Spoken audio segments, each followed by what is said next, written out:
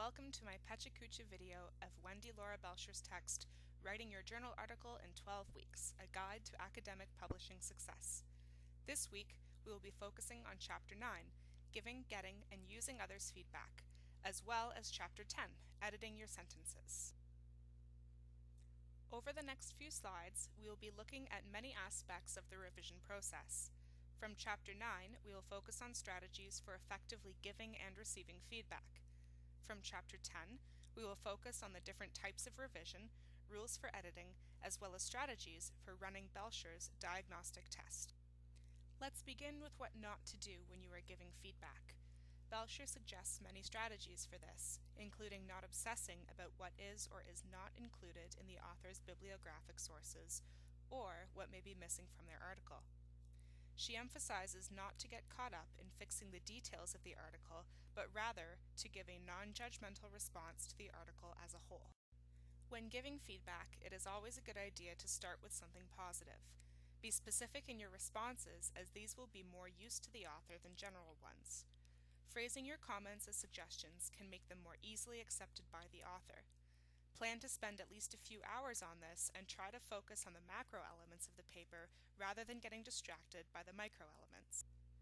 When you are receiving feedback, be specific in letting your reviewer know what you need from them.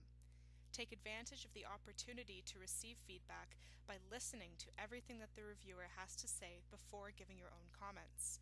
Do not be offended by how the feedback may be delivered to you, and remember that you always have the final say on your own writing. As Belcher has mentioned many times throughout her book, making writing a social experience will only benefit the writer. Exchanging your work with a professor, colleague, or student in your field can be an excellent way to receive feedback because you will both be involved in critiquing each other's work. Moving on to Week 10, we will begin by looking at the two types of revising that Belcher includes in her book.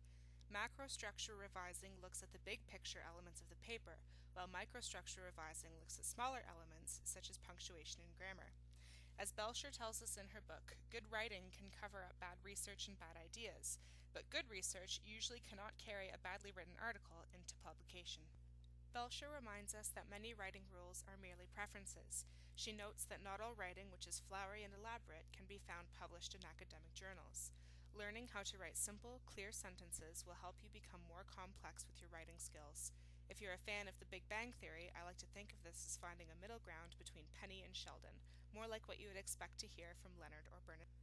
Belcher has created her own diagnostic test for editing your work. She reminds us that in linguistic theory, there are 4 categories of transformation: deletion, addition, substitution, and rearrangement. These 4 categories are what her diagnostic test is centered around, and it has been broken down into 3 parts.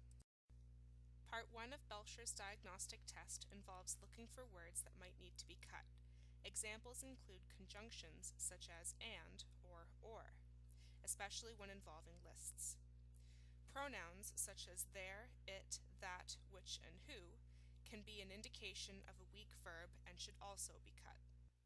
Other words that may need to be cut are prepositions such as by, of, to, for, toward, on, at, from, in, with, and as. Often these will indicate phrases which are not needed. More detail on what may need to be cut can be found on pages 240 to 245 of Belcher's book. In Part 2 of the test, Belcher describes words that may need to be added. Pronouns such as this, these, and those, as well as they, them, their, and its, often indicate a spot where the meaning is unclear, as the pronouns have been too far removed from the noun which they describe, or they are too close to the wrong noun. In Part 3 of the test, Belcher looks at words that might need to be changed. Verbs most often fall into this category, as they are responsible for determining the tense of the prose. In academic writing, the active voice is preferred over the passive voice, and so verbs that end in ed should be paid particular attention to. Other words that might need to be changed include the word not, which can indicate a weak noun or adjective, very, as it indicates a weak verb or cluttered writing, or anything ending in ly, as this can signal weak verbs or be weak itself. For more information, see pages 247 to 250 in the text. In summary, the Belcher diagnostic test principles are somewhat detailed in their contents. There are several main points to take away, however, one of which involves being careful with how you create lists. This is demonstrated by the image I have chosen for this slide. To search for potential lists in your writing, look for and or. Another main point that Belcher tells us involves the use of verbs.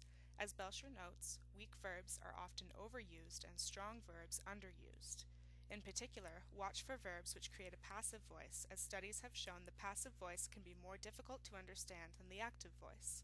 This can most easily be done using Microsoft Word's grammar check. The use of pronouns is another area of your writing to watch out for.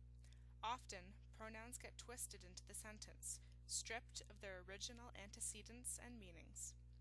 When you are editing, most pronouns should be improved upon or deleted entirely.